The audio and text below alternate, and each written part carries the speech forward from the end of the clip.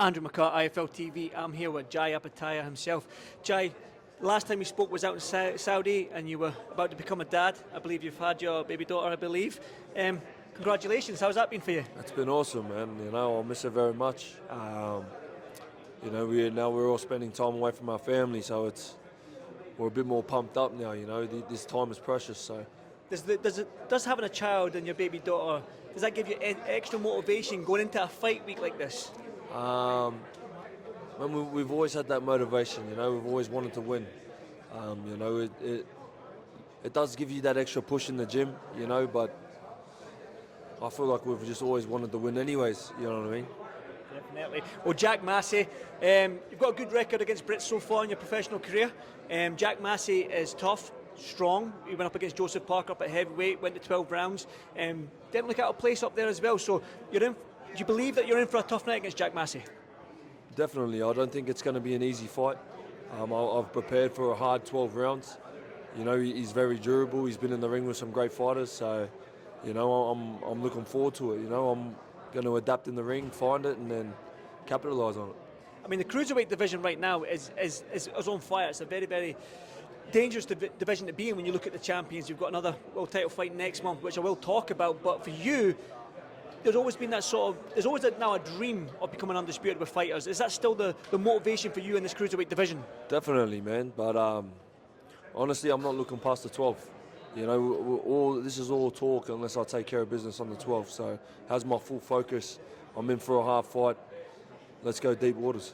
Well, that's what I was going to say, deep waters. Are you prepared for deep waters against somebody like Jack Massey? 'Cause I spoke to him about a couple of hours ago, and he seems fired up. He's ready to rock and roll.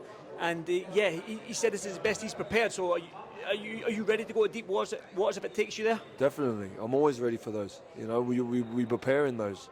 We always are uncomfortable.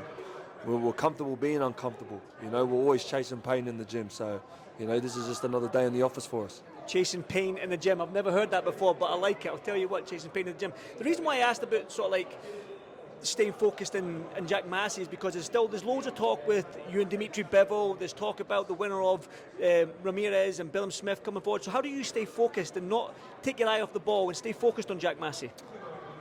Hey, this is, we're professionals. We prepare for fights. This is just another day in the office. They've been speaking about these fights for a long time.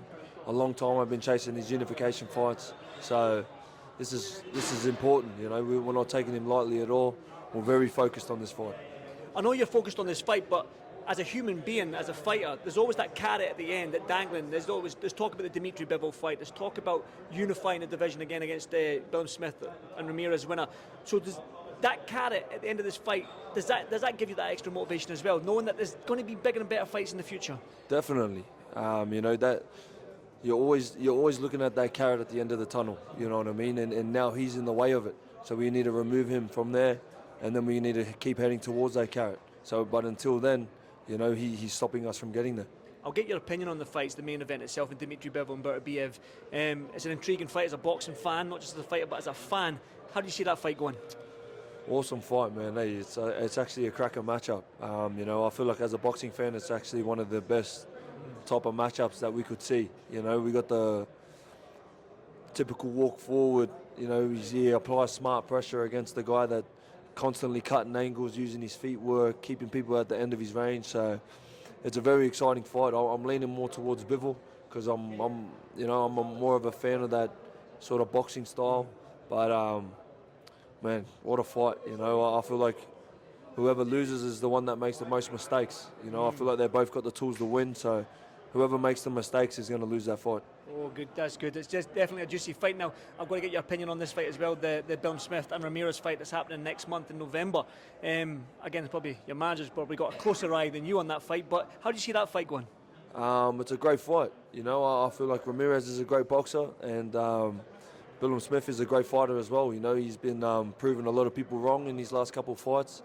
He keeps proving that he deserves to be on that world class. So, it's exciting for the cruiserweight division. But as far as the winning goes, man, it doesn't really bother me. You know what I mean? We just got to focus on our fight, and then we hopefully get the winner after this. Stylistically, who would you prefer, though? And if you had the magic wand, who would you prefer? Whoever, the better one. Better one. That's good. One final one for me then. Again, you're no stranger to Saudi and Riyadh season. So what can the fans expect from you on Saturday night? Man, I'm expecting a tough fight. You know, we've got 12 rounds of war coming. You know, like Jack Massey ain't no pushover. You know, I believe he's going to bring the fight. You know, he's tough, he's durable. So, you know, it's going to be a war. Jai, cannot wait for it. Thank you so much, brother. I'll see you in the next one. Thank you, mate.